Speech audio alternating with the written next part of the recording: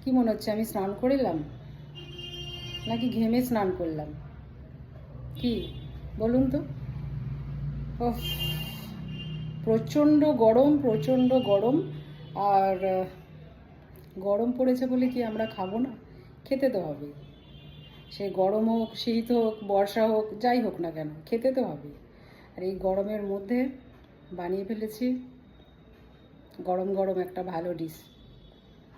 দেখে নিন। এই হচ্ছে গরমে ঘেমে স্নান করা তৈরি ডিশ। মানে আজকে খুব লাইট করেছি। আপনাদের মধ্যে অনেকেই কমেন্ট করেছেন যে পোগোর খাবারটা অনেক রিচ হয়ে যাচ্ছে, তো সেই কারণে ওকে আজকে আমি পনির দেবো আর শসা গ্রেট করা আছে। তো এটাই আজকে ডিনার, আমার আর পোগোর দুজনেরই ডিনার। তো এখন আমি এটা ওকে খাওয়াই। আপনাদেরও রেডি তো ডিনার?